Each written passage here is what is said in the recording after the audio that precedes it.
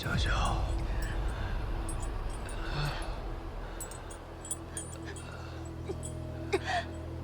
大圣哥，小小，冯大圣，尊者想要留你一条活路，你自己非要往死路上闯。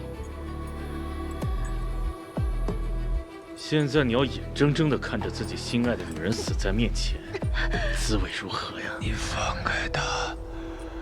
你放开他！别费劲了，这通天锁专锁不这经脉，你越是挣扎，它越是啃噬你的骨血。与其白费力气，你不如好好的看着他是如何因而死的。你放开他！大圣哥，小小，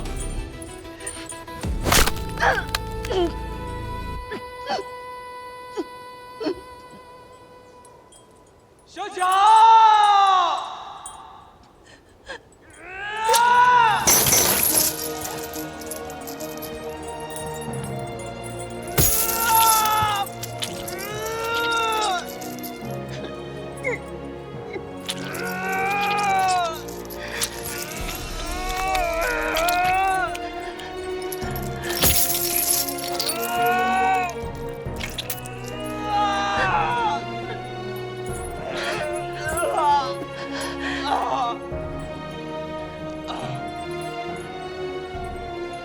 小小，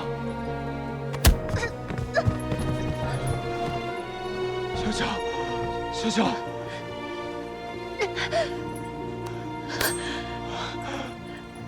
我求求你，别动他，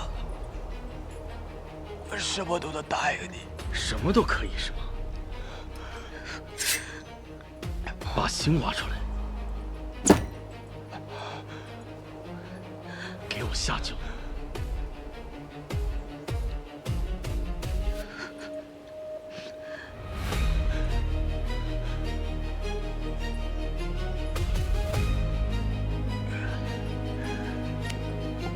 大圣哥不要！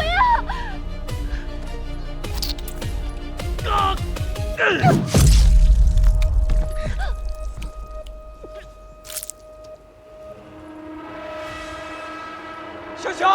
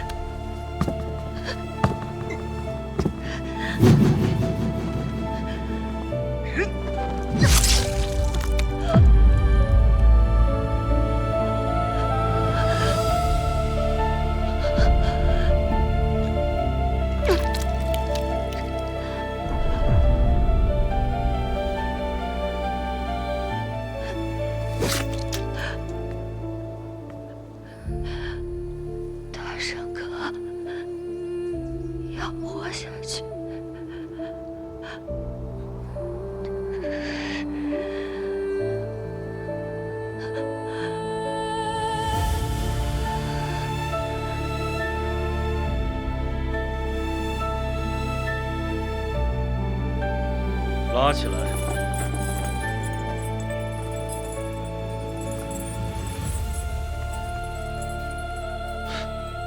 彭大圣，你看你现在这个样子，你好像一条狗啊！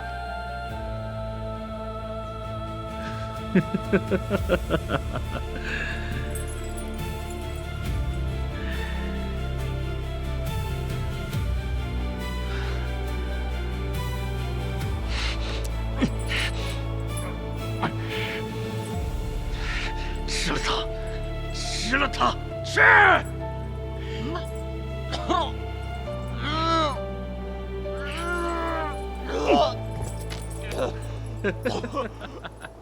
一夜如酒，红尘作证，谁把真心换一身伤痕？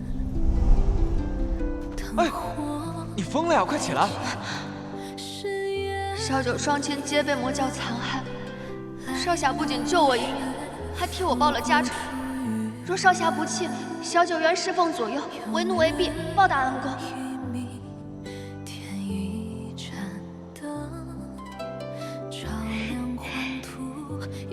大圣哥放心，小九定会帮你寻遍天下名医，一定会有人治好你的病的。现在仇人已经死了，大仇得报，你后面有什么打算？自然是跟着大圣哥你啊！你去哪，小九就去哪。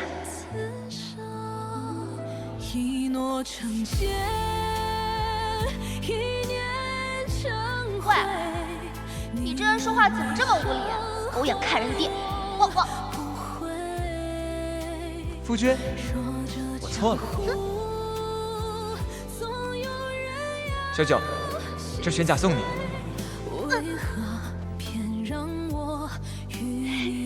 更何况，我早已心有所属。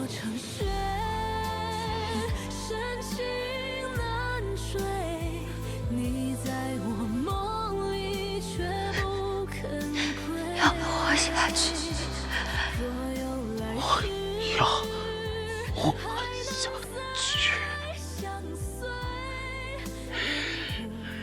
都死到临头了，还在痴心妄想。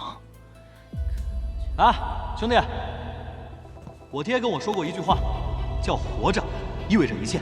今天我把他话送给你。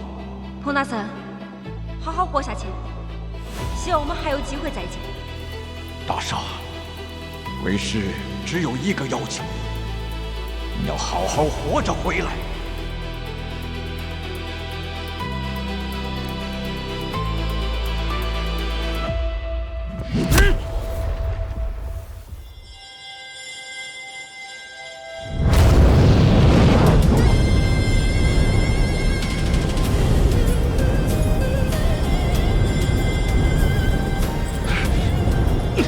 不可能，这内力已经消耗殆尽了，不可能！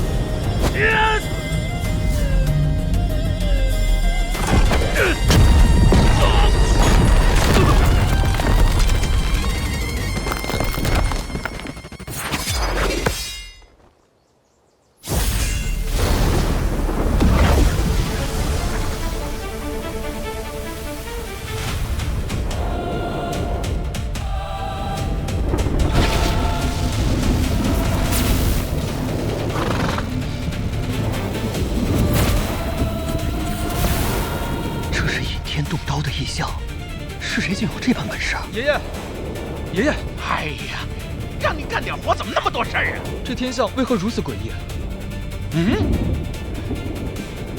有人用刀意引天地之灵气，借天雷撞刀威，这种手段，这世上没几个人能做到啊！糟了，师傅有难！今日便是你的死期！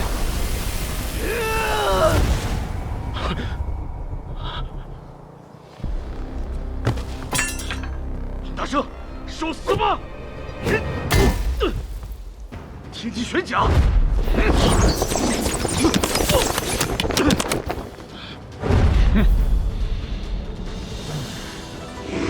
佛怒唐年，你是唐门长老唐长生。哼，既然知道爷爷的名号，还不赶紧跪下来受死？他们暗器天下第一，若说想赢，恐怕没那么容易。咕噜，走！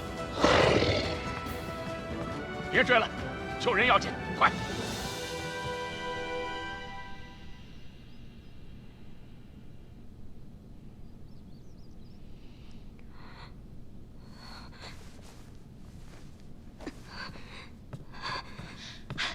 僧女，你醒了？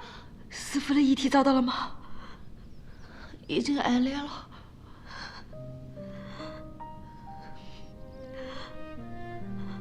木萧呢？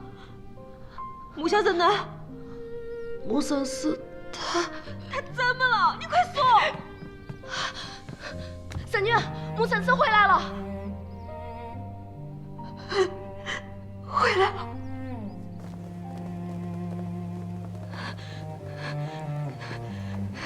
小儿，小儿，小儿，小儿，小儿，二位是？阿弥陀佛，老衲法号了得。我身边这位乃是武当派的清虚道长。我二人带领徒弟，是去往姑苏的半路上，碰巧救下了这位姑娘。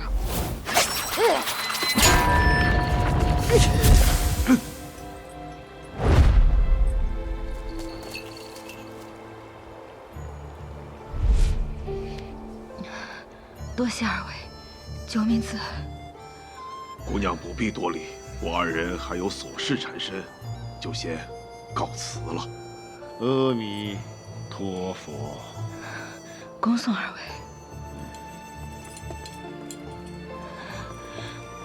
快带小儿去疗伤，快！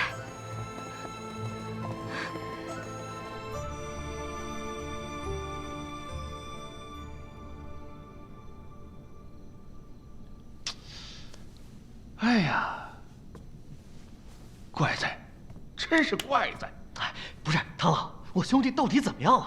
自从他吞完那个玉魄之后，他体内的灵力就如野火燎原一般，一发不可收拾。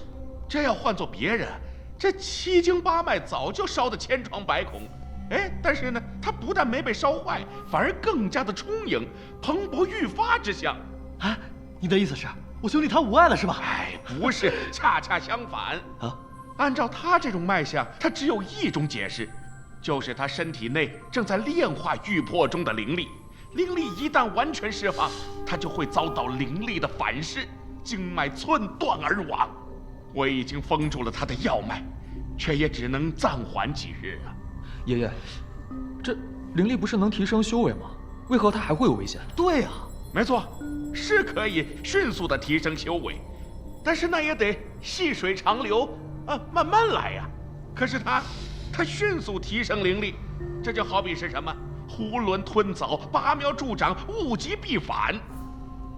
再说他又是天生的绝脉，哎呀，这是雪上加霜啊！哎，唐老，我就想知道你到底有没有办法医治嘛？按照我的医术呢，那已经是无力回天了。不过他要是迅速的返回师门，让师尊帮他来看呢，也许还有一线生机。否则的话，就算是大罗金仙下凡，那也是束手无策。哎，小九，小九，小九，生死有命，就看他怎么选了。哎。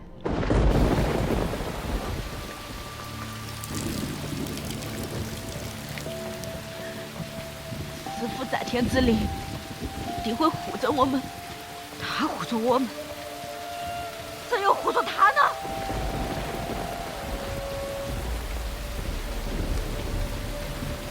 魔教欠下的血债，必须血债血偿。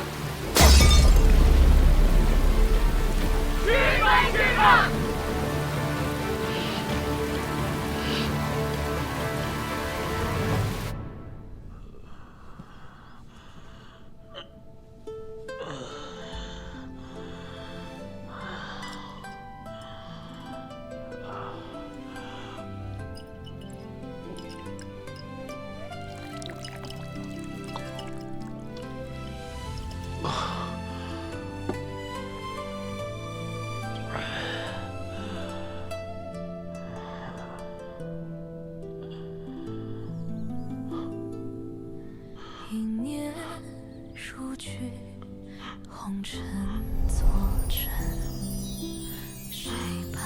心换一身伤痕，灯火未尽，誓言已冷，来路雪付不出余温。有人一命，添一盏灯，照亮黄土，也照见离分。有人小乔，你别走！之中，不言归期，只问此生。一诺成千，一念成灰。你用一生换我不悔。说这江湖终有人有心碎，为何偏让我与你轮回？不要走，小乔。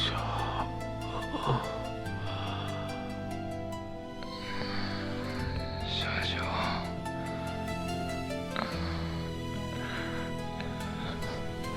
小乔，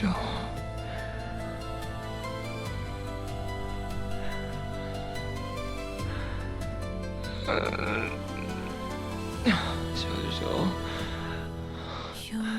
小乔，不要离开我，小乔，小乔。把一生藏进冷月孤城。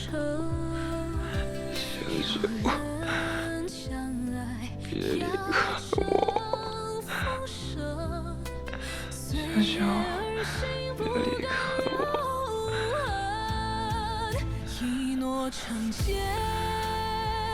一念成灰。你用一生换。或许我永远都成不了你的心上人，可至少这一刻，我曾是你念着的人，哪怕只是替身，也足够了。为何偏让我与你轮回？花落成雪，深情难我早已心有所属。你在我梦里却不姑娘，你该不会是喜欢上他了吧？实不相瞒，我师父从小就告诉我，我是天生绝脉，注定的短命鬼。彭大师，好好活下去，希望我们还有机会再见。可这一世已无从改写。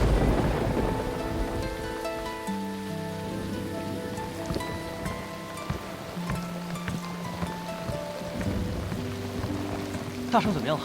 他还没回五虎山吗？还没回，一直把自己关在屋子里喝酒，谁都不见。这可怎么办？我去看看。哎，你先别进去打扰，此番对他打击很大，给他点时间好好想想吧。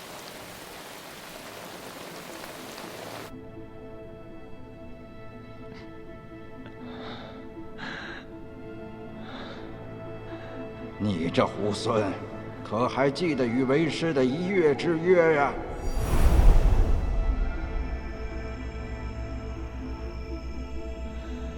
师傅，师傅，你还记得我这个师傅？我问你，你可知自己没几日好活了？哎呀，弟子知道，可是你身陷情关，连自己是谁都快忘了。师傅说的可对？师傅，这也瞒不过你。哎，你下山带的丹药早已服尽，20岁生辰又近在眼前，你小命不要了。哎呀，师傅，我现在还不能回去，这样您老就想想办法，帮我把这个短命的命格给改了吧。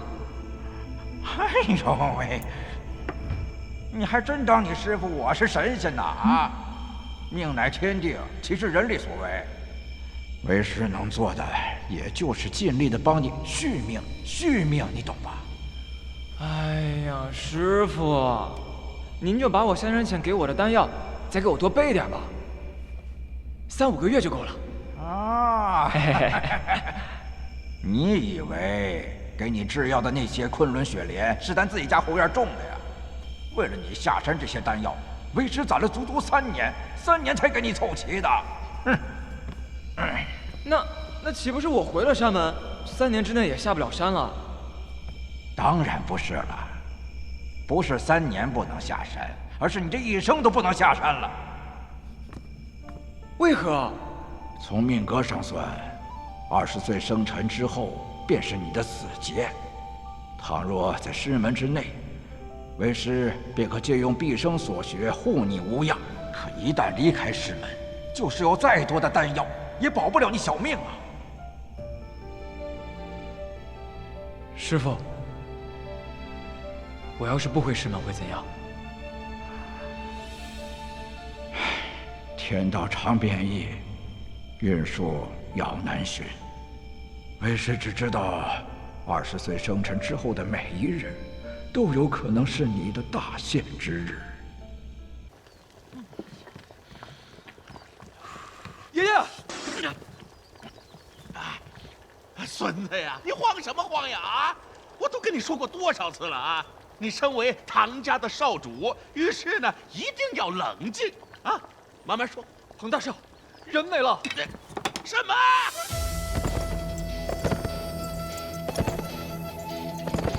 师傅，我决定不回师门了。为何呀？人活一世，草木一秋。可若是违心而活，就算得了长生又如何？大少，你可一定要想清楚了。20岁生辰是你的劫数，是任何人都无法改变的命数。无论你去做什么，怎么去做，都躲不开这必死的命局。师傅，弟子心意已决。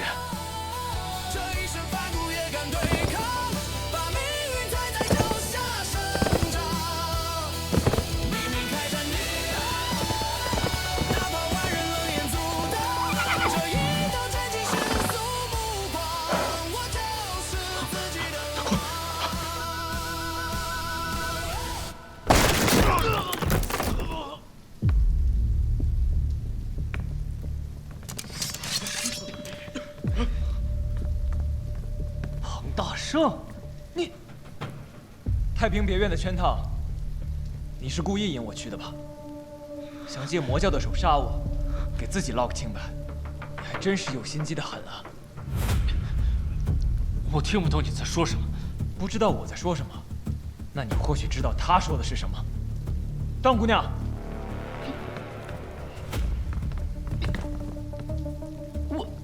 我才把你方才的话再说一遍。那日是林少，林少让我引彭少侠到太平别院探病，事成之后又派人灭我的口。若不是2位姑娘及时赶到，此刻我和我的家人早就死了。你血口喷人！林端，我最后悔的事情就是那日放了你，所以我今天来就是要亲手要了你的狗命。有谁能替本少杀了他？本少赏金10000两。去啊！还愣着干什么？你请上！你请上！本少有银子，保护我！本少银子。不想死就给我滚！去啊！保护我！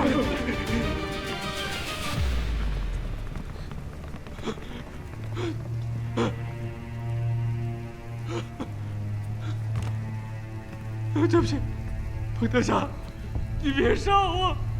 我林家的钱我都给你，什么田产、珍宝，还有我整个呼啸山庄，我都赔给你。我求你别杀我！小九的命，你拿什么赔？不是我，是那个一字会剑门的那个宋清波，是他逼我的。他说只要我肯帮他，他就能帮我重振呼啸山庄。我凭什么相信你？国才，那日宋庆波来府上，就是他在门口伺候的。你说话呀！你看，我没骗你。原来害死小九的还另有其人。冯大侠，您同意了？宋庆波，谢谢冯大侠，谢谢冯大侠。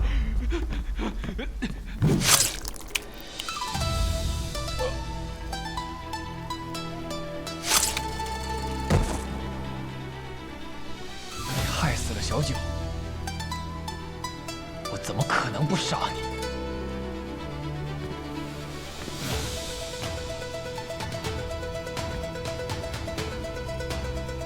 小人自知罪责深重，只求大侠能放过我的家人。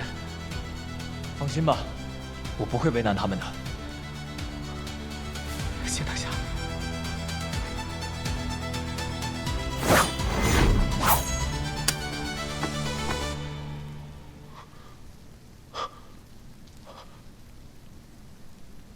你是因为家人性命被胁迫无奈而为，我不杀你。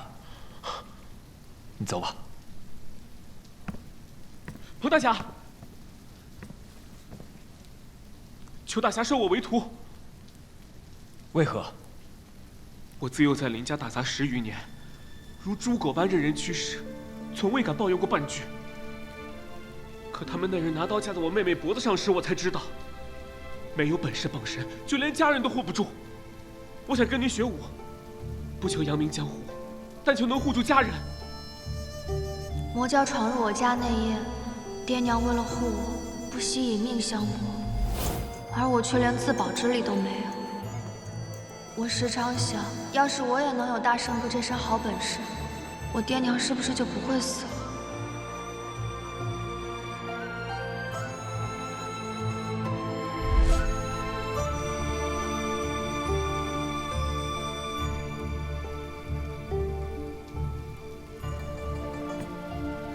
你起身吧。您愿意收我为徒了？你叫什么名字？小的本家姓张，家贫无名。林少一直唤我旺财，我便叫旺财了。我师父曾跟我说过，无虑则无忌。你以后就叫无忌吧。谢师父赐名。还有，你记住，以后不要见到人就下跪磕头。在这个世上，除了天地父母，没有人值得你跪。徒儿谨遵师命。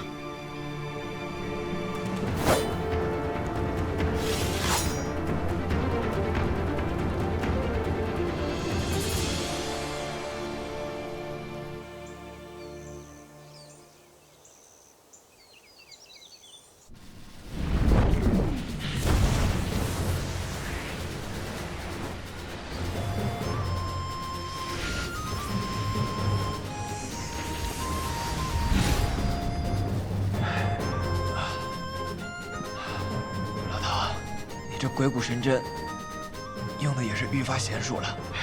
师傅呀，您就别再夸我了。您体内的灵力呢，虽然是加速了您的修为，但是它也在燃烧你体内即将枯竭的脉数。如果你再这么肆无忌惮、没有节制的用，一旦这个灵力攻到了你的心脉，就算是大罗金仙下凡，恐怕也是无能为力呀。小时候，师兄他们在外头练功，师父就让我回房间里读书，怕太阳晒着我，怕寒风吹着我，我就像一棵永远长不大的葳蕤兰草。可师父不知道的是，我更想做一棵野草。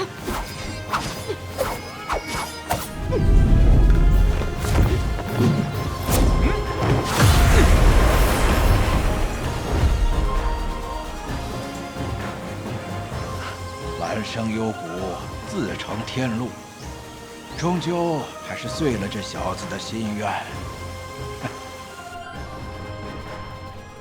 师傅，你真不打算回师门了？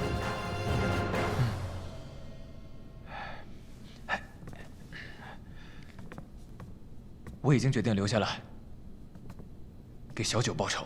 只是为了房姑娘吗？也不全是吧。在出山门之前，我就像一只被圈养的小动物，师傅画好的篱笆就是我的天。可自从小九走了之后，我才惊觉我不想如此潦草地度过一生。反正人生都要在世上走上一遭，与其畏首畏尾，不如痛痛快快地干上一场。可是师傅，这魔教树大根深，尤其是那个罗刹刀魔，更是修为在2品之上。你虽然身有灵力，但是你这是拿命换来的呀！你有几成把握能赢啊？打得过要打，打不过更要打。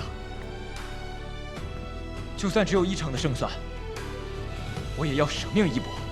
好，既然师傅决心已定，那我老唐也绝非贪生怕死之辈，我鼎力相助。老唐，谢了。宋清波有下落了。慕容湘今日召开武林大会，宋清波也在受邀之列。宋清波，师傅，你先听段姑娘把话说完啊。武林大会高手云集，岂会容一个晚辈造次？你没有铁证，如何处置得了宋清波？师傅，我觉得段姑娘说的在理。这些年，宋清波他的功力大增，尤其是他的周公剑，更是一针化境。你体内的灵力虽然助长了你的修为，但是你的筋脉已经不堪重负，一旦失控，恐怕生命不保啊！他勾结魔教，害了小九。今日就算是龙潭虎穴，我一定要闯他一闯。既然如此，也算我一个。我与魔教同样不共戴天，这趟浑水，我陪你趟。魔教白衣尊者立下6出山庄之约，且狼子野心，昭然若见。近日小女也被魔人所挟，险些丧命。今日我召集大家，就是要组建讨魔联军，选出一位联军统帅，共抗魔教。阿弥陀佛！我少林别院30余僧众，一夜之间便惨遭屠戮，此仇不共戴天！不共戴天！不共戴天！不共戴天！不共戴天！我崆峒派弟子被魔教抓去试药，找到的时候已经是一具白骨了，惨绝人寰。在下恳请诸位共讨此寮。共讨此寮！共讨此寮！共讨此寮！共讨此寮！共讨此寮！慕容盟主，晚辈一字会剑门掌门宋清波，愿执掌联军帅印，率同道诛灭魔教。我不同意。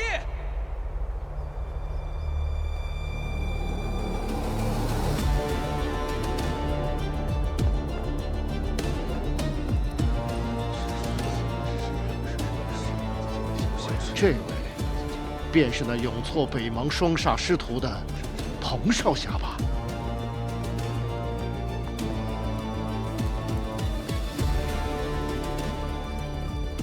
宋掌门，你不会是在想，我怎么还活着吧？彭少侠，你说这话我怎么听不明白呢？那我就把话说的再明白点儿。宋清波勾结魔教，在太平别院给我设下杀局，想要置我于死地，可如今又转头过来，想要当这个讨魔联军的联帅。你的这个嘴脸，不觉得龌龊又可笑吗？各位同道，今日的武林盛会，只有掌门才有资格列席。这个狂徒无名无实，依我看，赶紧把他赶出会场才是。宋掌门，彭大圣话还没说完你就急着赶人，怕不是做贼心虚吧？宋清波，那彭大圣说的话是真是假？慕容盟主明鉴，我宋清波对天发誓，如有此事，天打五雷轰。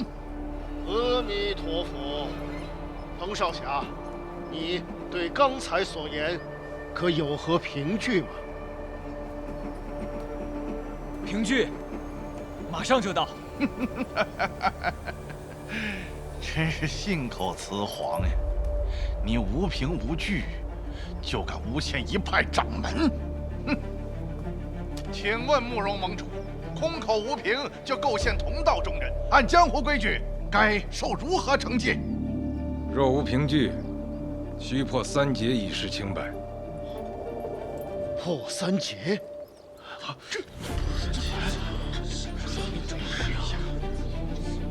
何谓破3节？正所谓破3节，就是空手接对方3掌。这3掌分别为士胆、明心、正道。若是事主能够接住这3掌，那么从此恩怨一笔勾销；若是接不住，也不准追究对方的责任。各位同道，今日的武林盛会，各位前辈悉数到场，正好给我做个见证。彭大圣，你敢不敢接我3掌啊？宋掌门如此着急，不会是想要杀人灭口吧？你胡说八道什么呢？试问，在下如果自愿接这3掌，诸位前辈，可愿听我一言？在座的诸位，自然会彻查此事，还你一个公道。好，那我彭某自愿破3节，以示清白。且慢，阿弥陀佛，彭少侠，你可要思虑清楚，这破3节非同小可。此前先例非死即伤，断无全身而退之人。你要知道，这3掌下去，怕是性命不保啊！多谢前辈好意，我意已决。既然如此，彭少侠，开始破节吧。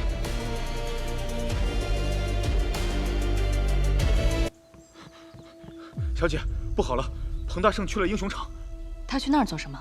听说他是为了去指证宋掌门勾结魔教，但又缺乏实质证据，现在正被逼着接宋掌门3掌，说是要以血肉之躯自证清白。宋清波的劈山掌阴狠毒辣，3掌下去定是性命堪忧，即刻备马去英雄场。可是小姐，家主吩咐您近日不得出府。爹爹那边我自会交代。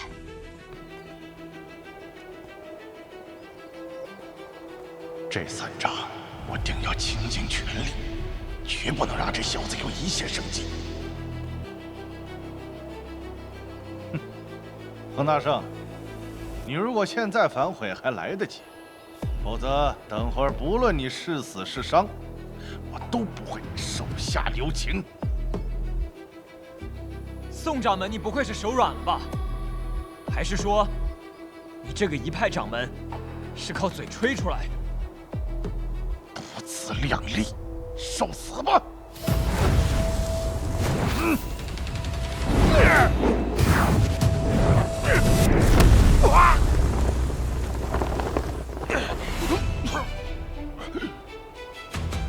师傅，一字会剑门的劈山掌以刚猛著称。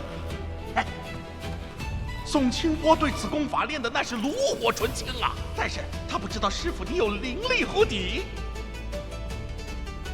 师傅，你只要将灵力布于膻中穴，即便是他的掌法再刚猛，他也抵不过你体内灵力的1/10。彭少侠年纪轻轻，竟然凭借自身内力硬是扛下1掌，当真是人中龙凤啊！没死吧？宋掌门，你是在给我挠痒痒吗？还是说你刚才没吃饭啊？小子，你仗着内力雄厚硬接我的劈山掌，不算数。亏这只说不能出手，又没说不能用内力。宋掌门，菜就回去多练，何必在这儿强词夺理、贻笑大方？你，邓姑娘，放心。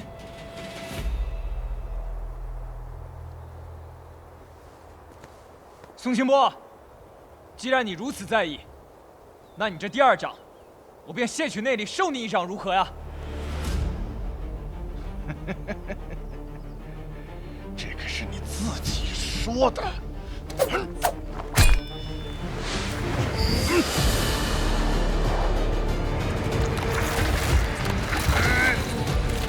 这是何路掌法？怎么会如此怪异？宋清波，这个指甲黑的仿佛那个鹅爪风，要不然回去找个大夫看看吧。邱掌门，请看，这并不是掌法，而是爪法。方才宋掌门在凝气之时，双手指锋如钢钩，分明是将掌力逼成了爪形。这等阴毒路数，绝非正道不学。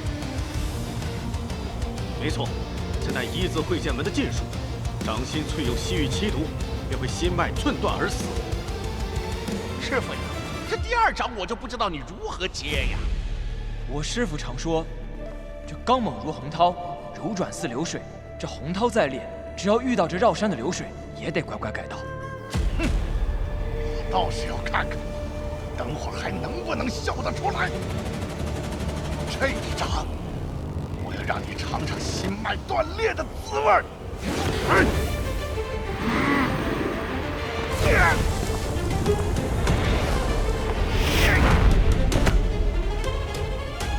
大圣，去死吧！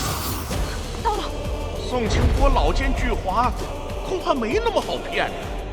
这奸猾之人最是自负，只要我卖个破绽，便可以事半功倍。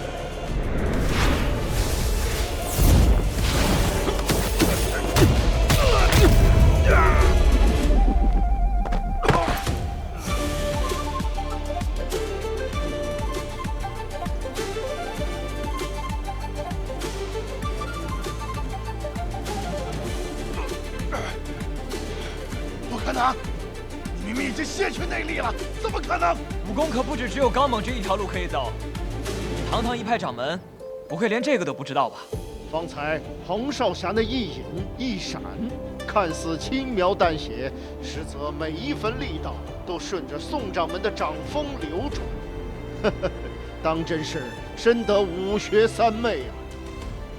彭少侠小小年纪就有这般见识与身手，将来在武学一道上的成就，怕是不可限量的。小子，你使诈！分明是你使诈在先。你刚刚的掌法阴毒至极，明明想要置我于死地，站着不动让你打，那才是愚不可及。宋清波，你一把年纪了，还说别人出钱使诈，丢不丢人？阿弥陀佛，宋掌门，方才老衲看得真切，的确是你先坏了规矩。宋掌门，你现在只剩下了最后一掌了吧？闭嘴！岂有此理！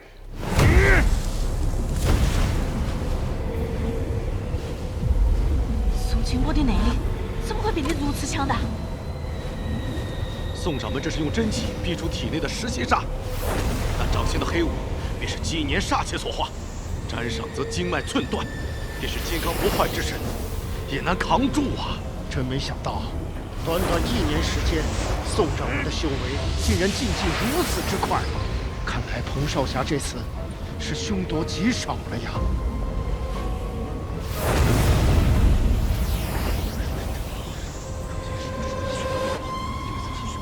彭大圣，受死吧！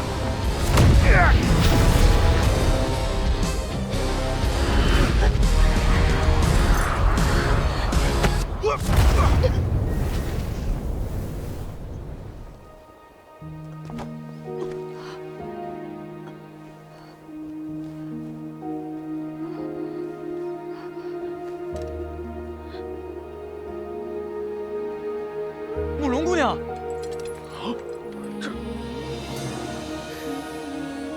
青儿，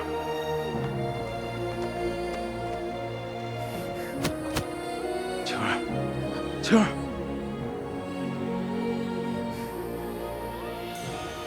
你怎么样，青儿？爹，替我保护大圣。来人，带小姐回去，众人好好医治。是。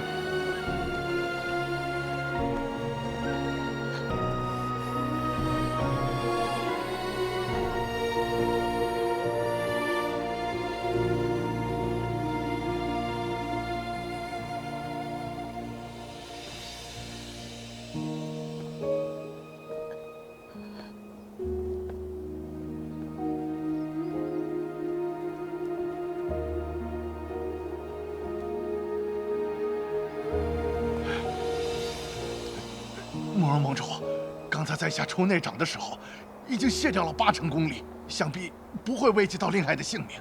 求您大人有大量，莫要迁怒在下。继续吧。是。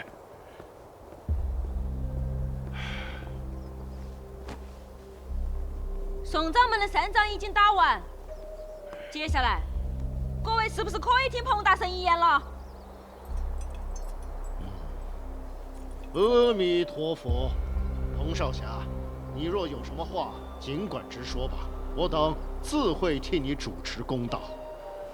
多谢大师。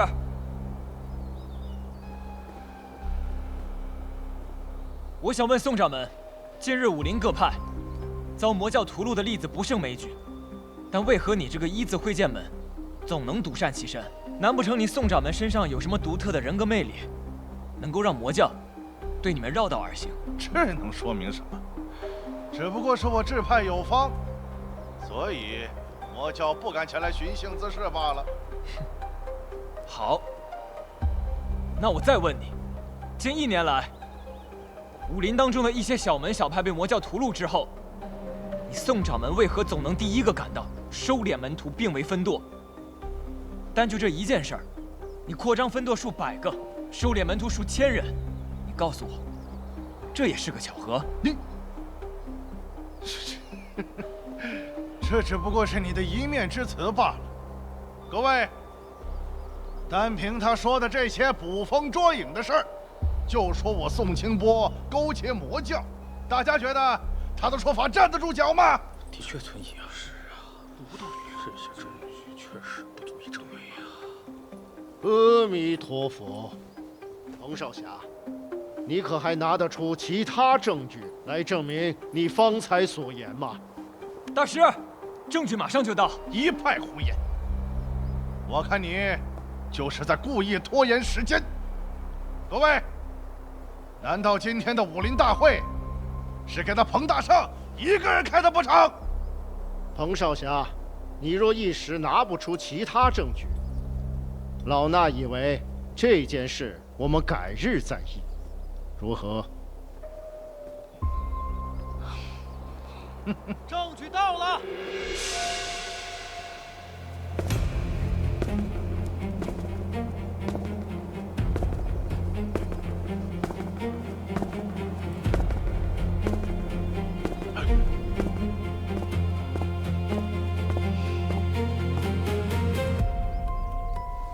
各位前辈，此人就是你们要的证据。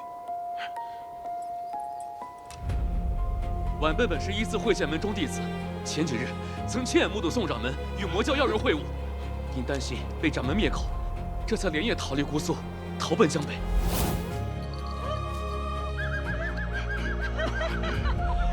只要你乖乖听话，这53以后要多少有多少。属下一定尽心竭力，万死不辞。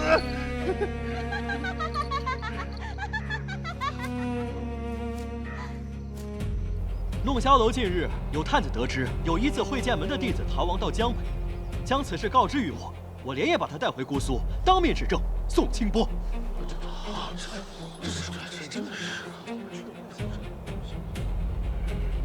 宋清波，你勾结魔教，铁证如山，你还有何话要说？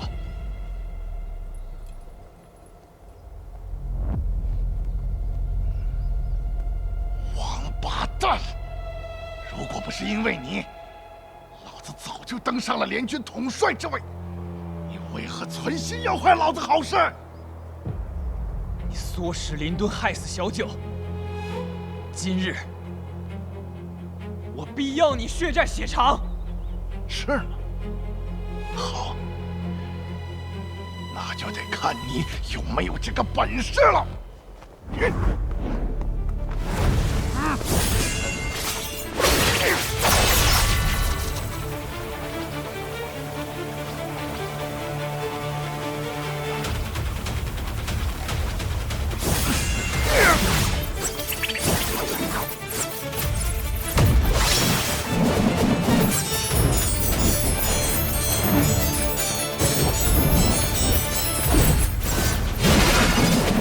这一字会剑门的周公剑，真乃是天下第一剑。这千机御剑术真可谓是出神入化呀！彭少侠仅凭一把大刀硬扛，怕是撑不了太久啊。是啊。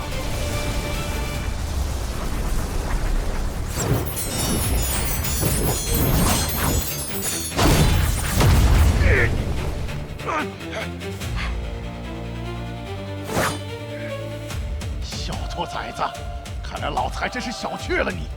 没想到，老子的周公剑都奈何不了你。什么狗屁周公剑？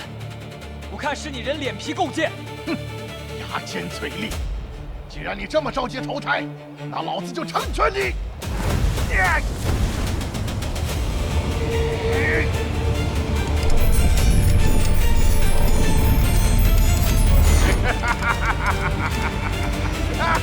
徐熙宁姐，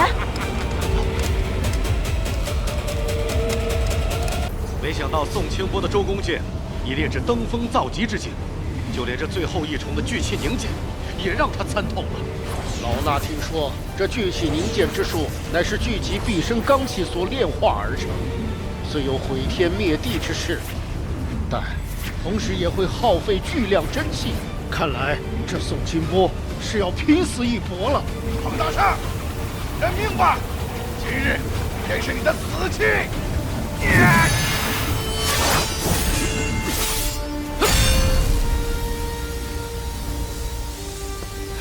别过来！这是我跟他之间的恩怨，我今日必亲手了结他。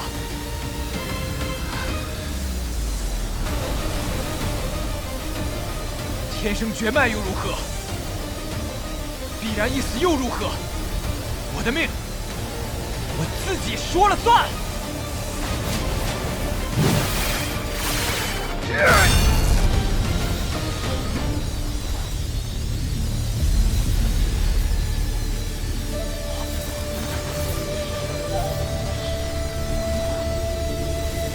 彭大圣，认命吧！今日便是你的死期！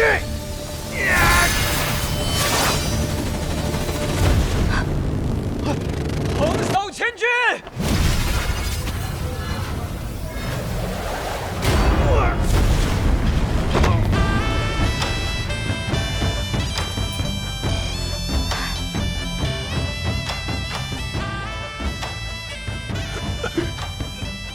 你的刀意怎会如此强烈？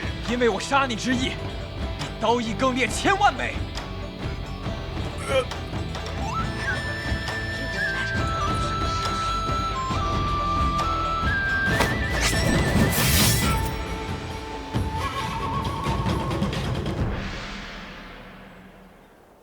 小九，我会把所有害过你的人都一个一个挑出来，替你报仇。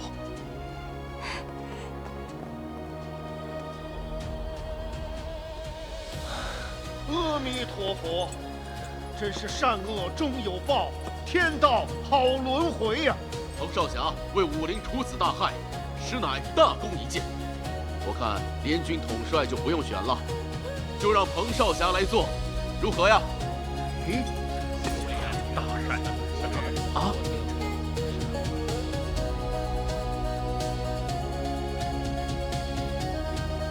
且慢，我尚有一事，想要请问彭少侠，不知少侠的令尊令堂是否还健在？酋长们，你问这些做什么？自古江湖之中，身份便是根基，还望彭少侠能够如实相告。我尚在襁褓之时，便被我父亲送回山门，从此再没有见过我的双亲。也就是说，彭少侠无法证明令尊的身份了。彭少侠，邱某无意冒犯，只是若你连自己的身世来历都说不清，又怎能让众人安心将身家性命托付于你？哦，别！我今日来此只是为了报仇，并不想当什么联军统帅。况且仇人已死，便不再多留，告辞。我能证明他的身世。20年前，魔教荼毒中原，无数江湖豪杰战死，为了抵御魔教，各大派组织联军围攻魔教总舵不死海。不知各位可否还记得那次大战？阿弥陀佛，老衲曾有幸与少林前方丈一同参与过此战，而今仍记忆犹新。我记得当年，那魔教教主白衣尊者竟凭一己之力力克8大派掌门，8大派高手竟无一幸免。那等威势，至今想起来，还令人心头发寒呐。此战在下也有所耳闻。听闻大战过后，白衣尊者已是强弩之末。恰时慕容庄主与一位来历不明的彭大侠尚有一战之力，二人乘胜追击，合力将白衣尊者打下幽冥谷的万丈深渊。从此以后，白衣尊者杳无音信，而魔教如丧家之犬，再也没有掀起过风浪。你们说的对，只是有一点不同。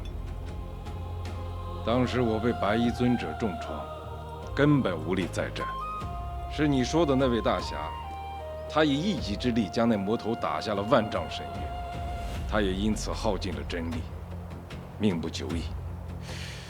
慕容庄主为何突然提起这桩20多年前的旧事啊？是啊，你口中的那位大侠，他本名叫彭真，曾经与我是结义兄弟，而他与你们眼前的这位彭少侠关系匪浅。那次大战之后，彭大侠自知时日无多，为了保护他的骨肉不被魔教寻仇，他便决定将他在强暴之中的儿子送回他的师门去寻求庇佑。在他做出这个决定的时候，曾经求我誓死守护这个秘密，因此我才隐瞒至今。慕容前辈，你到底想说什么？我要说的是，彭大侠师门就是你现在所在的五虎断刀门，而你彭大圣很有可能就是他存在这个世上的唯一骨血。这彭大侠的儿子。可是慕容前辈，如果我父亲跟我同出一个师门，那我师尊为何要骗我？这个问题简单，无非是他怕你为父报仇，去与魔教为敌，怕你重新走上你父亲之死的覆辙。比武招亲那天，我看到了你佩戴的玉魄，我清楚地记得，那是我彭真兄弟的贴身之物，而你也说过，那是你父亲留给你的信物，从你的年龄来推断，也恰好吻合。试问大家，这世上焉有如此巧合之事？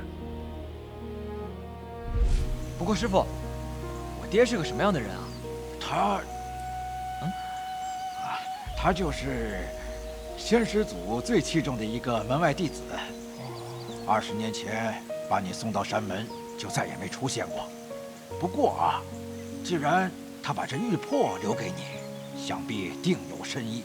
机缘到了，自会清楚。难道这就是师傅所说的机缘？阿弥陀佛，慕容庄主乃是当年那场决战的亲历者，所述言之凿凿，定然非虚。彭大侠舍生取义，听起来真是让人肃然起敬。早闻彭大侠之名如雷贯耳，如今见其子风骨，方知何为虎父无犬子啊！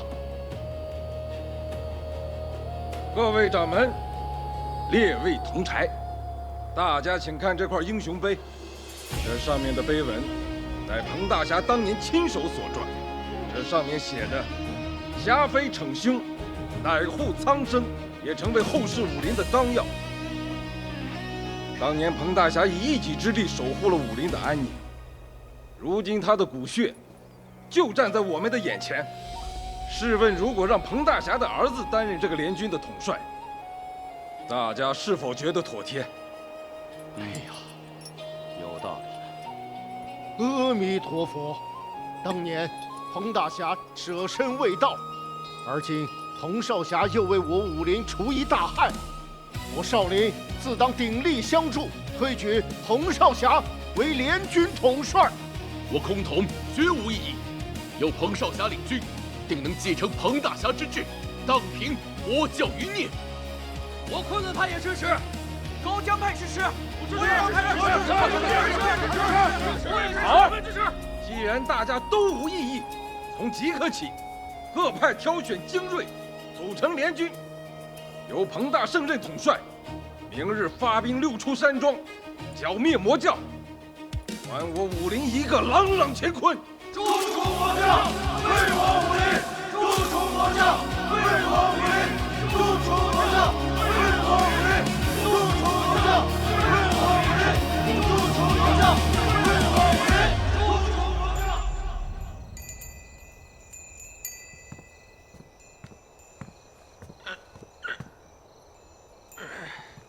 哎，师傅，这明天就要出发了，你怎么还没休息啊？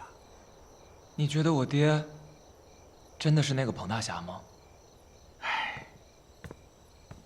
哎呀，这个是与不是，其实没那么重要。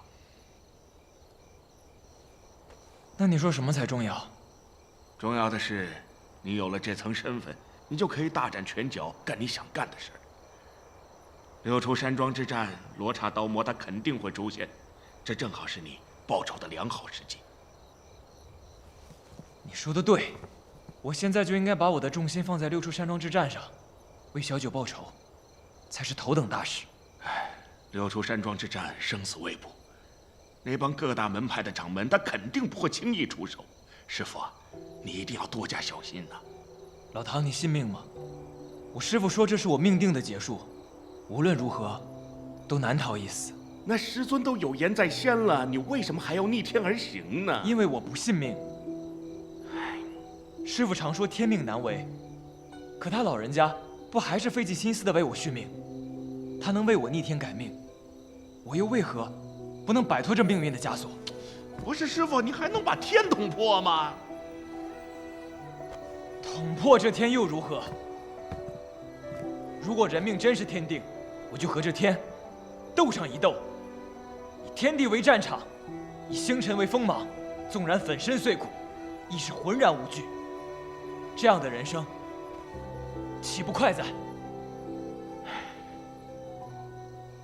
哎呀，我老唐是老喽，只能尽些微薄之力了。灵雾崖上的七叶还魂草该收了，此物啊，性情温和，正好采回来给你压压体内的灵力。我这就去把它采回来，顺便在山里啊也静静心。师傅啊，明天还出发呢，早点休息吧。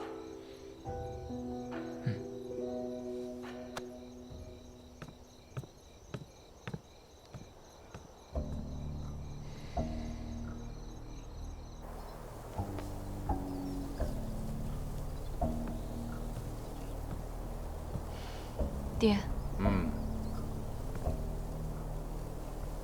你的伤还未痊愈，应该静养，赶紧回房休息。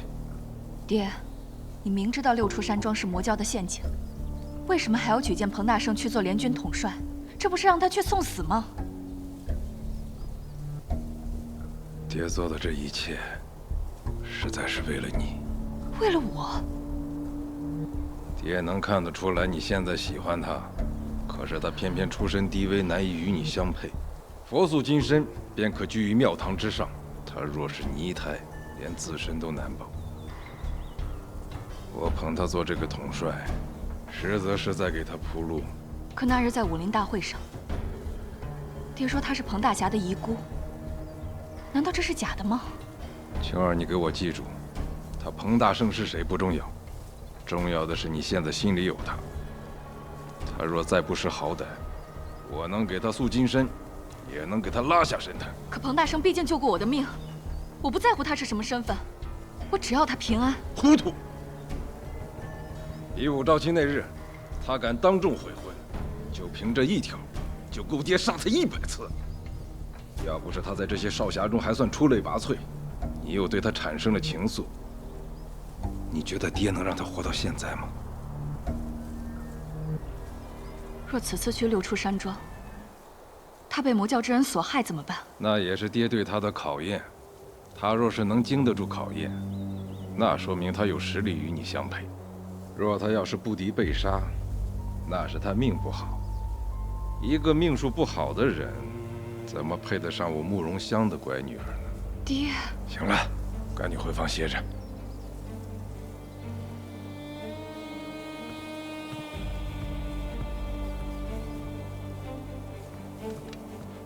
禀家主，彭大圣等人已经出城了。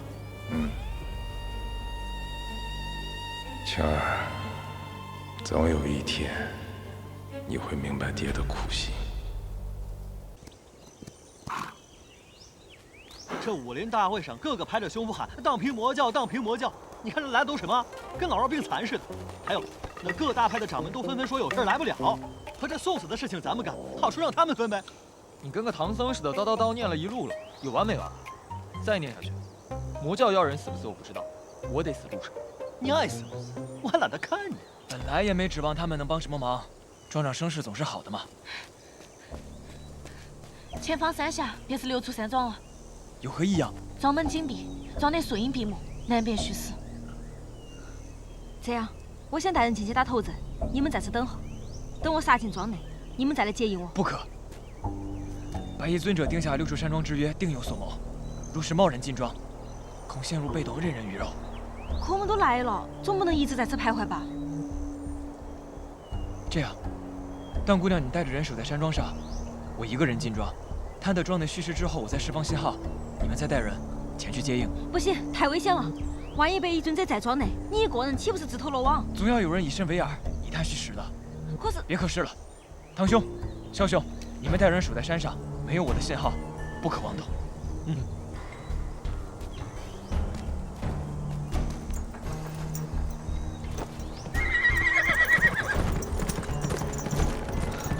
小儿，你带我叫弟子在此留守，我要进庄一探究竟。知道了，姑娘多加小心。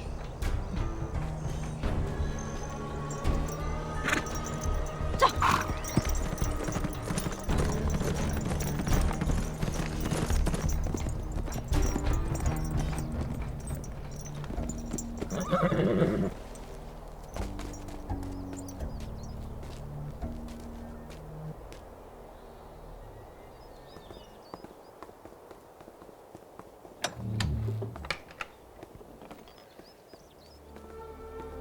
这流出山庄怎么瞧着像是座勾栏？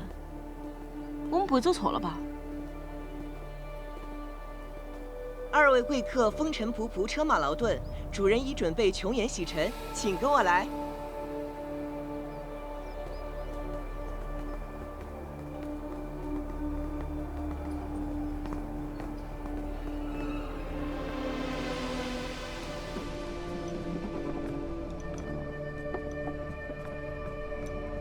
二位贵客随意享用，主人片刻就来。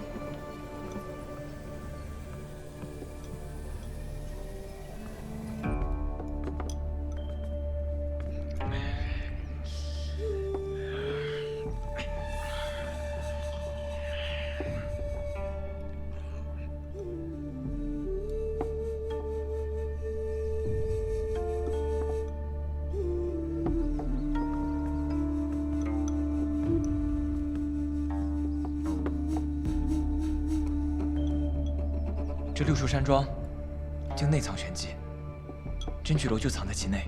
进庄后，我怎么感觉不到半点杀机？但却又总感觉有点怪怪的。小心为主。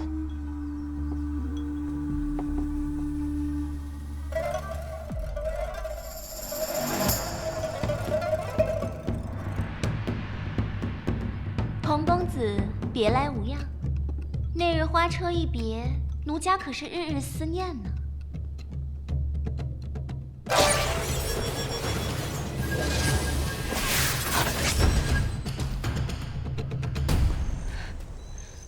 这都半天了，一点动静都没有，该不是遇到什么麻烦了吧？穆姑娘，你不用担心，凭我兄弟的修为，就算遇到什么麻烦事儿，也不可能手足无措的，对吧？再说了，不是段姑娘也在吗？不会出什么乱子的。若不是要统领弟子，我早就跟姑娘同去了，何至于在这里打落木屐？穆姑娘所言极是，不像某些人，除了嘴上功夫，一无是处。小白脸，你说谁呢？谁答应我说谁？出来单挑啊！闭嘴！再操，就把你们俩的嘴都封上！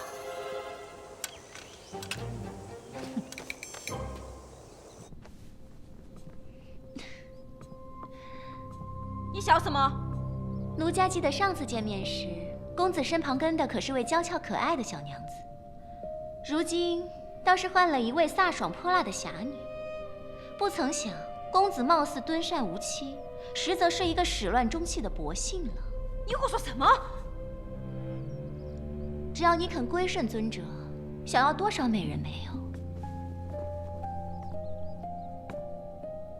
那你且说说，你家尊者想让你说些什么？如今武林各派各怀鬼胎，弊政层出。公子身怀异柄，想必一是不堪与宵小为伍。尊者可助公子拔除宝座上的荆棘，一统江湖各派，扶立公子成为名副其实的武林共主。条件呢？条件很简单，公子只需俯首为臣，拜尊者为尊师，从此江湖太平，万事皆休。你的尊者是想让我做他唯命是从的提线木偶？公子说笑了，凭我家尊者的实力，一统江湖只是时间问题。捧你坐上高位，实在是看重公子的才干，求贤若渴。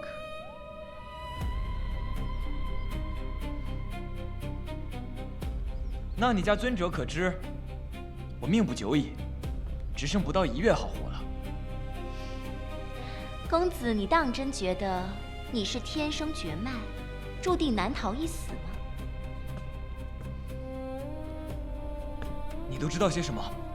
尊者说过，你的命局本不该绝，只要你肯顺从，尊者可助你根除绝脉之症，永享富贵。你家尊者到底是谁？这个问题，我比公子更想知道。奴家自14岁起就入了这真趣楼，就从未见过尊者真容。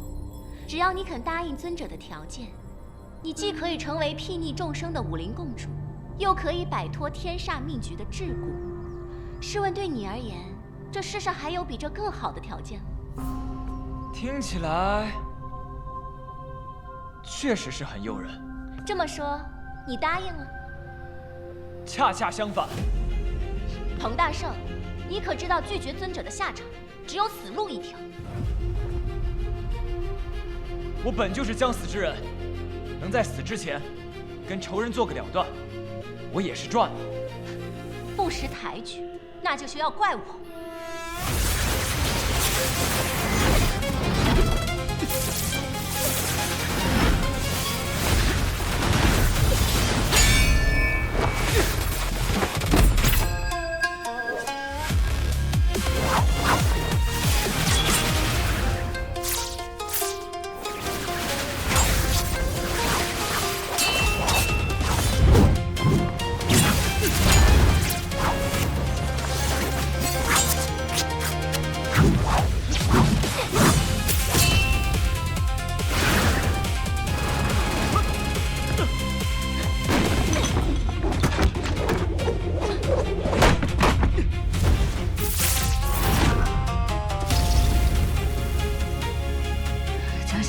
我们撑不了多久。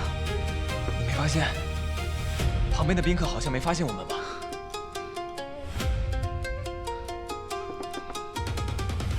确实怪异。一会儿我吸引他们的注意力，你寻机而动。这点本事还学人家弹琴，不如回家教孩子去吧。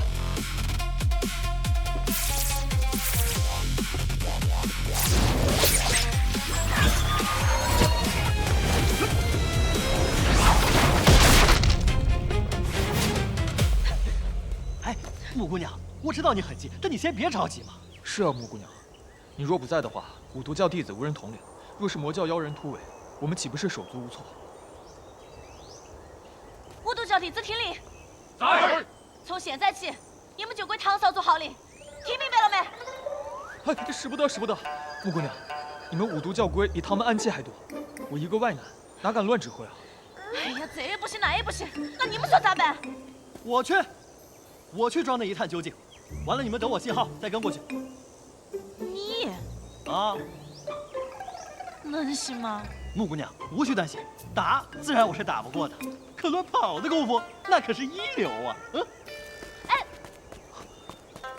若是让他抢了诛灭魔教的首功，那我唐门岂不是白跑一趟？这两个呆子还真是一对冤家。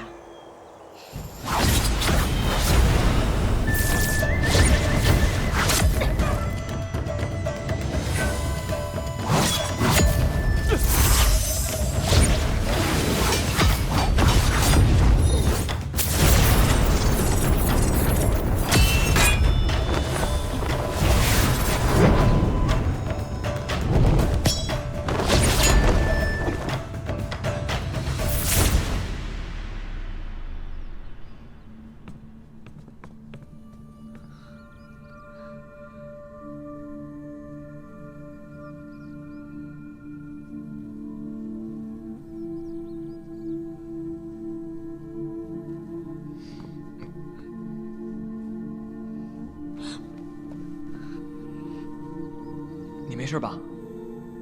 没事。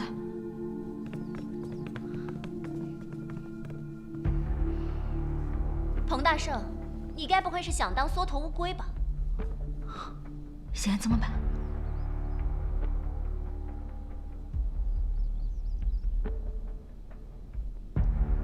只能赌一赌了。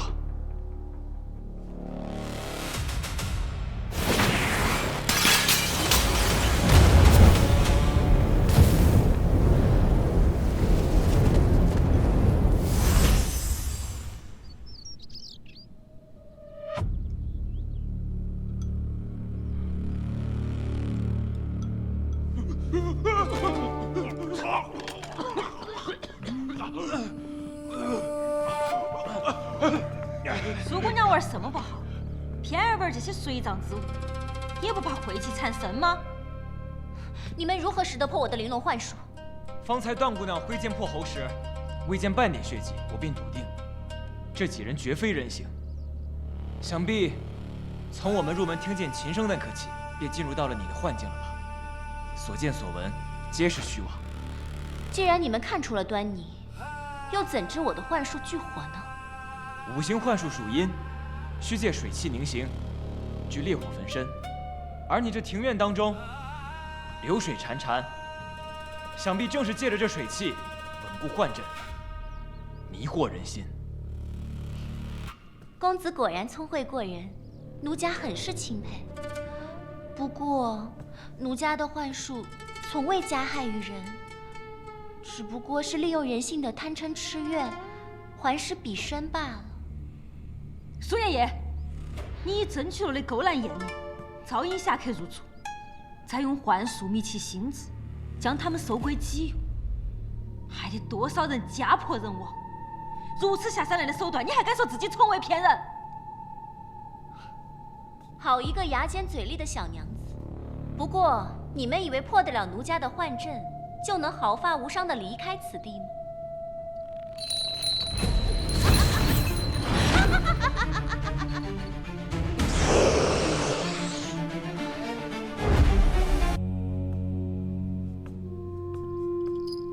唐公子，几日不见，倒是越发俊朗了。老婆子我可是一发喜欢了。这么喜欢小爷我呀？那当我的刀下亡魂如何呀？小子，待会儿我就把你变成我最得意的尸魁，到那时候，看你的嘴还硬不硬。老妖婆，我今日定要取你性命，为我师父报仇！死丫头，口气还不小！你那死鬼师傅跪在尊者面前求活命的时候，可比你乖顺多了。拿命来！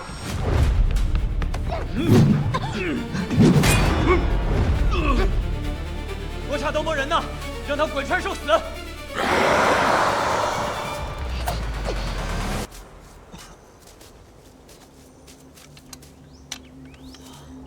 这山庄好生诡异，走了半天，怎么连个鬼影都没见到？能见到鬼才怪！我方才让你从正门走，哎，你不走，你偏要走后门啊！好了吧，迷路了吧？你开心了？哎，你这说的什么话？从正门入庄如此招摇，魔教妖人又不是瞎子，岂不是自投罗网？汤少主说的好在理啊！那你不妨再说说，我们现在应该怎么办？为今之计，唯有分头行动才是上策。若是发现异常，就以3声哨声为号。只是务必小心，若是发现枭雄，枭雄，枭雄，枭雄！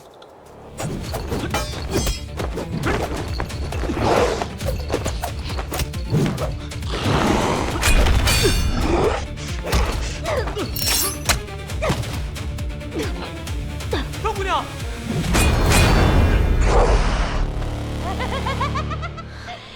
就凭你师傅又如何？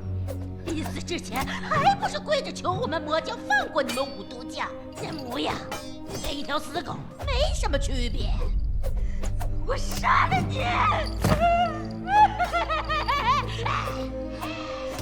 你师傅临死前还中了我的尸骨毒，我亲眼看见他躺在地上是满地打滚儿，那5脏6腑被我的蛊虫给咬了，化成了一腔血水。临死前还哭着求我饶过青瑶，饶过青瑶，好不可怜呐！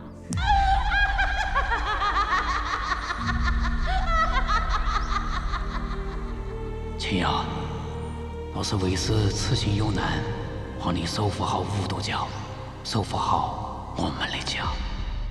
青瑶，对于强敌更要稳固心神，方能绝境逢生。今天我就带你去找他。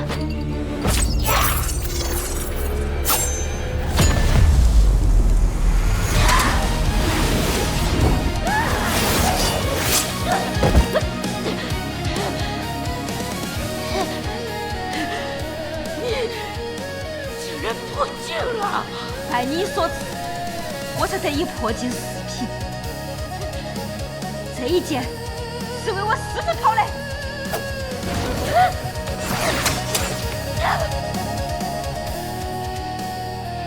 这一剑是为被你们害死的五毒教弟子讨来。这一剑是为天下千千万万被魔教毒害的江湖侠士讨来。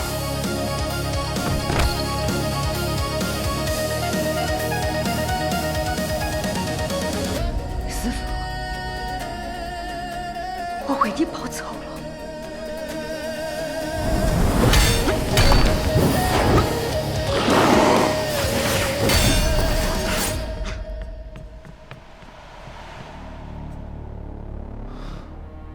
你终于肯现身了。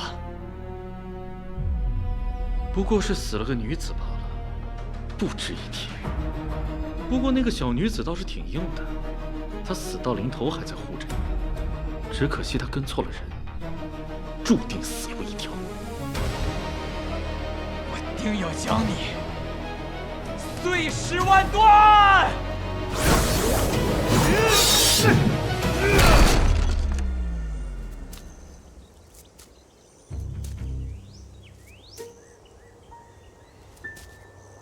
三司堂，好。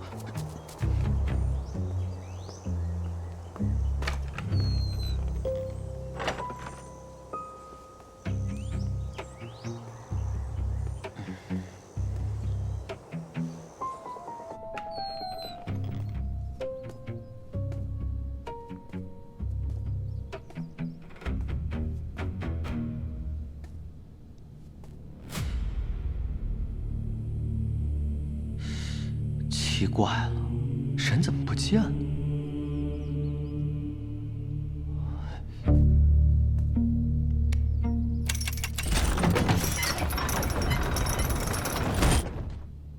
难不成这条路是通往魔教圣坛的？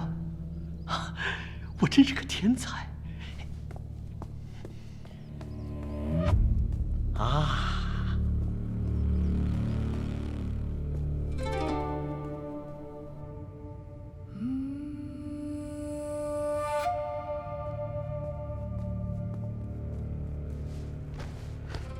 禀尊者，一切正如您所料，彭大圣目下正与罗刹刀魔斗得难解难分。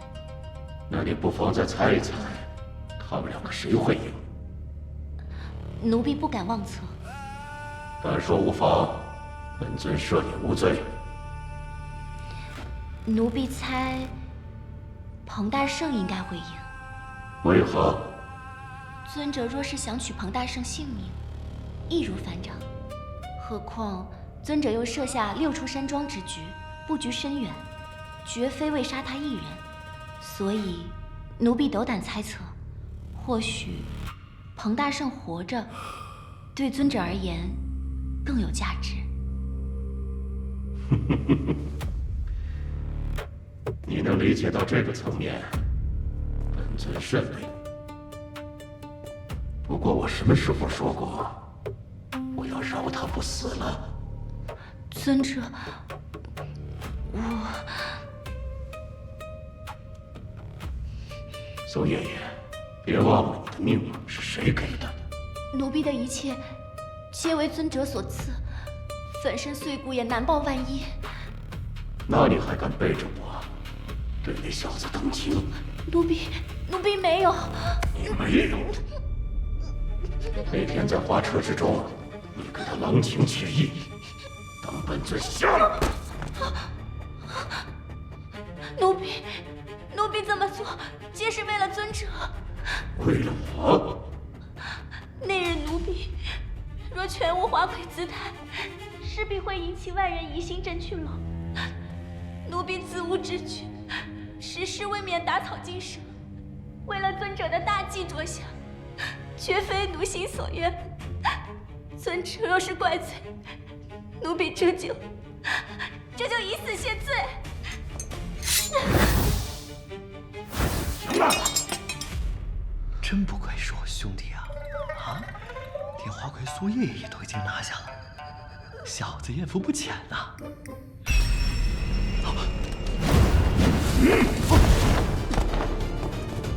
何人敢闯本台？方才走错路了啊！你们不用管我，继续聊，继续聊啊，继续聊。小白脸，赶紧走！哇！就你们两个废物，也敢窥视本尊！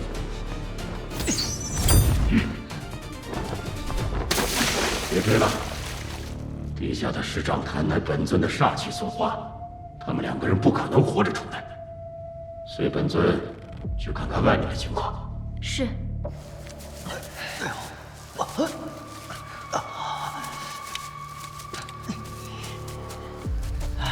你没事吧？小白命大，死不了。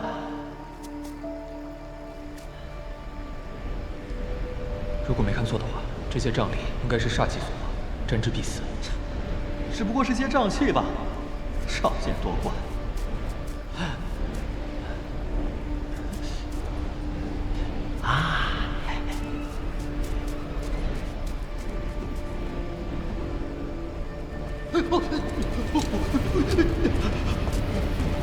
小心！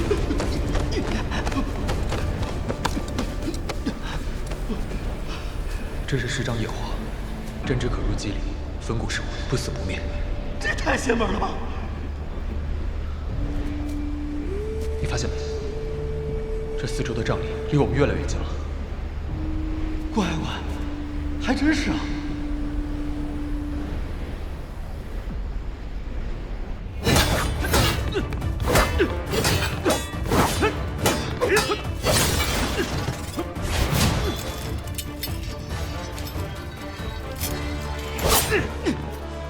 小子，凭你的威猛修为也敢与我对招，当真以为我罗刹刀魔的名号是白叫的？管你什么刀魔剑魔，我只知道，我今日必杀你！哼，小子，几日不见，刀法精进不少。既然这样，就让你见识一下什么叫真正的刀道。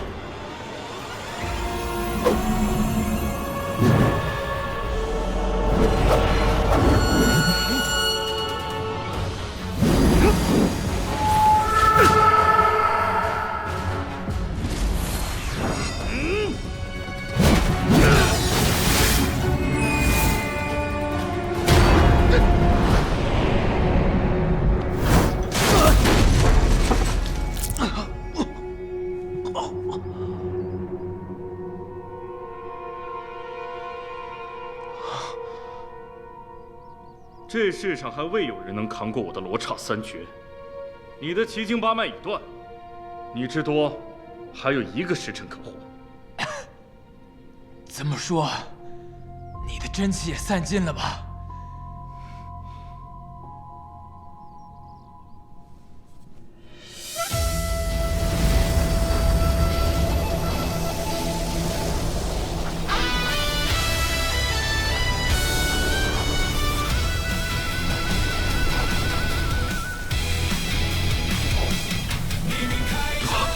不可能！我分明已经打断了你的奇经八脉。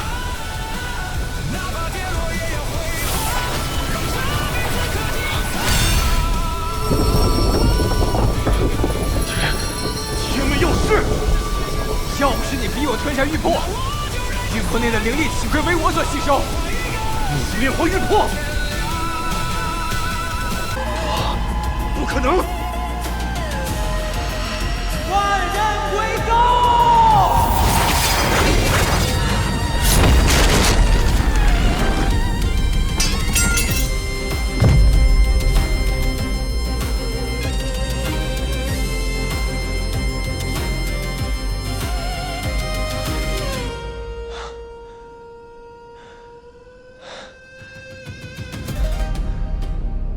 小小，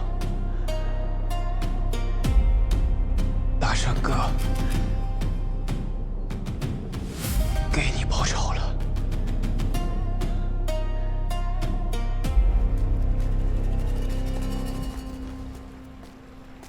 别找了，我都已经找过了，出路只有瘴疠下的水潭，跳下去也是死路一条。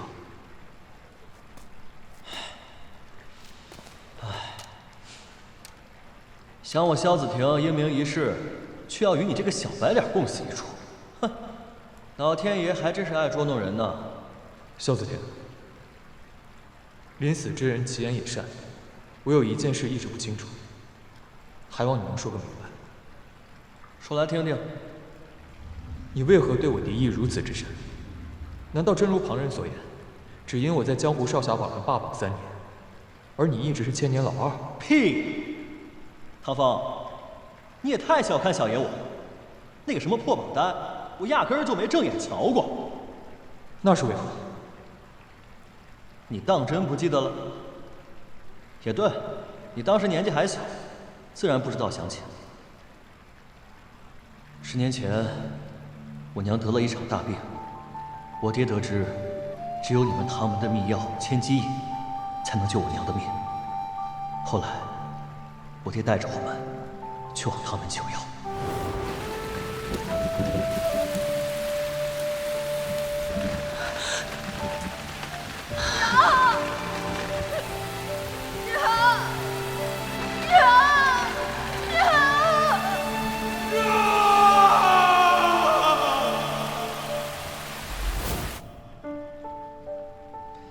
后来我才得知，当时你们唐门还仅剩1份千机饮，只不过是因为你们唐门少主，也就是阁下您，偶感风寒高烧不退，唐门门主救子心切，才对外谎称说要你用尽，转手就把这最后一根救命稻草给了你这个宝贝小儿子。你原是如此，所以我耿耿于怀，小肚鸡肠是吗？我不是这个意思。那你是什么意思？我只知道，如果当时你们唐门救了我娘，我娘压根儿也不会死。萧兄，此事是我唐家亏欠你，我替家父向你和令尊说一声对不起。切，少在这假惺惺了！你有这个时间，不如想想怎么逃出去吧。我可不想死在这儿，变成孤魂野鬼。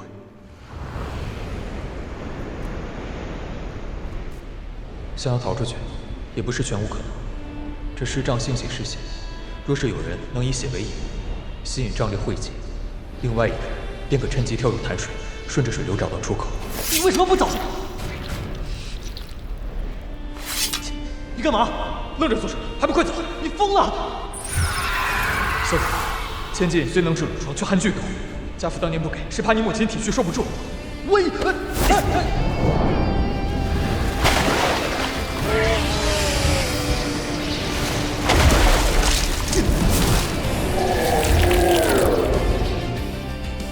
萧子婷，你疯了！要走一起走，小爷才不要欠你人情。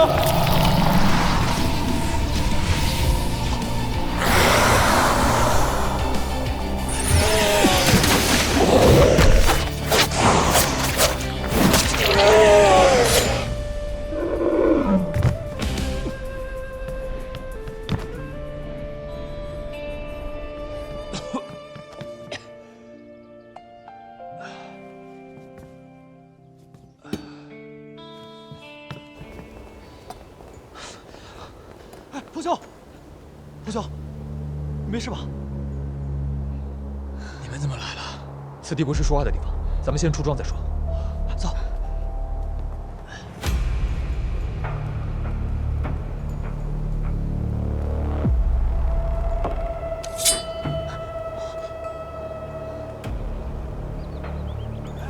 你们两个还真是走了狗屎运，落入本尊的石杖坛，还能活着爬出来。老妖怪，你那什么狗屁石杖坛是放屁崩出来的吧？臭不可闻的！找死！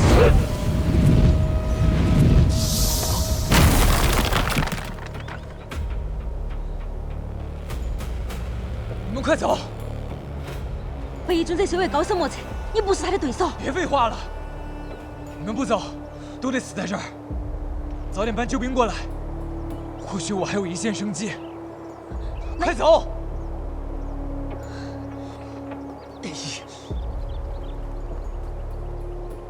冯大圣，你来了。老妖怪，小九之死，是不是你意为之？是又如何？不是又如何？一个黄毛丫头死便死了，谁会在意一只蝼蚁的死活？他是我心爱之人，不是你说的蝼蚁。所以，你想替他报仇？不妨一试。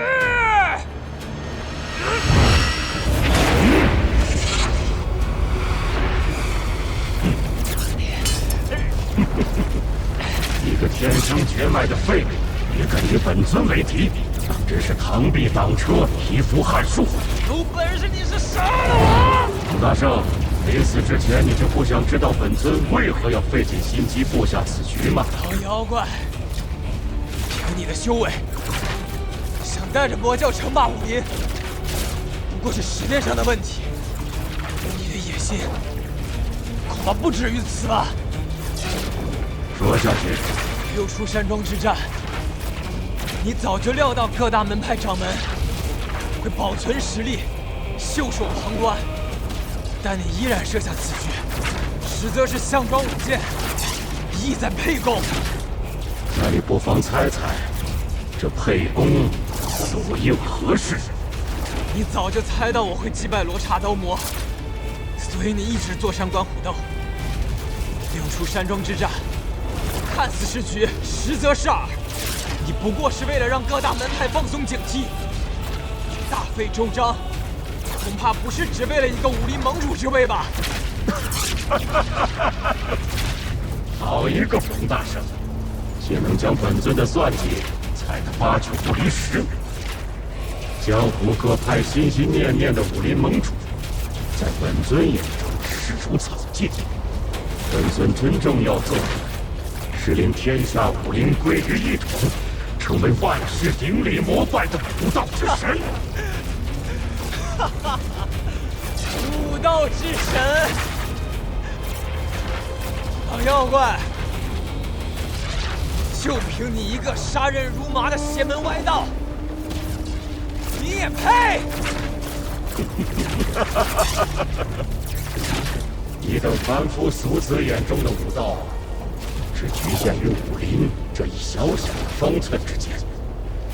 我要的是令天下武林归于一统，更是我要成为武神之道。冯大圣，你可知道，若是集天下顶级武者的精元于一身，就可以打破天地玄关，与天地同寿。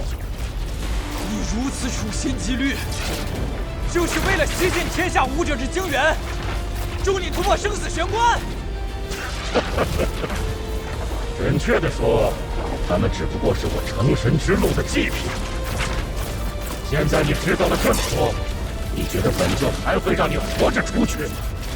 你若想杀我，你早就杀了，你何苦等到现在？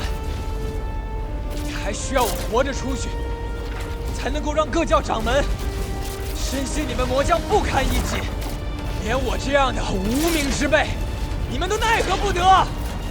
你就这么自信本尊不会杀你？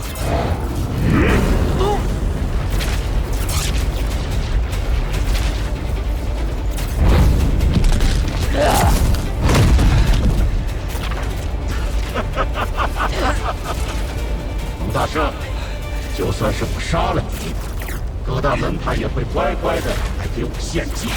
你的命在我眼里一文不值。老妖怪，最好今日能杀了我，不然必为小九报仇。相比于杀了你，我更愿意留你亲眼看着我登上灵世尊的那一刻。我在不死海等着你来报仇，希望你到时候能够变强一点，不要让本尊失望。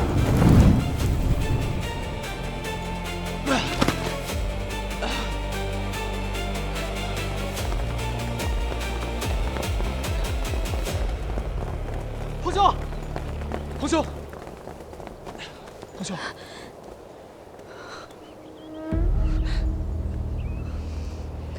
苏爷爷，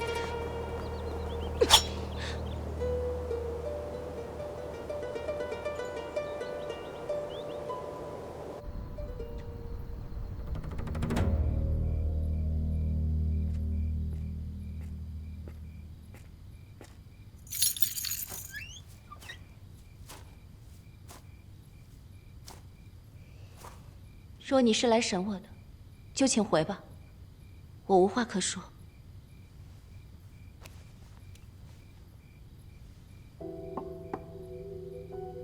苏姑娘，带着江湖令出城，不会有人拦你。趁着天黑，走得越远越好。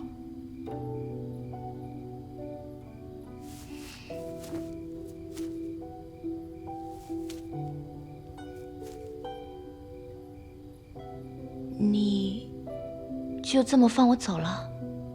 我只想知道一件事儿：白衣尊者到底是谁？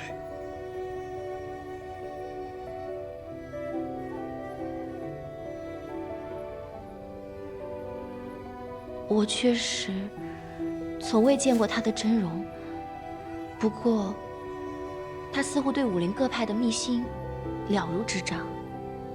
须知在这江湖上，最险的从来都不是明面上的刀光剑影，素来都是灯下黑。你的意思，他就藏在各派之中？彭公子，我劝你还是早日离开这江湖是非之地，你终究还是斗不过他的。多谢苏姑娘好意，你赶紧走吧。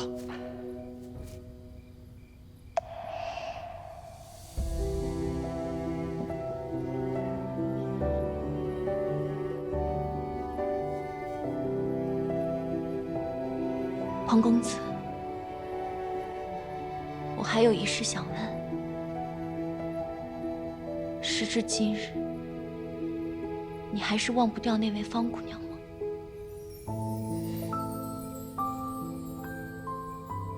如今已经阴阳两隔，就算我忘不掉，又能如何呢？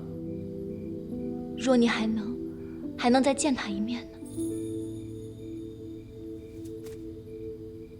我素来不想欠别人的。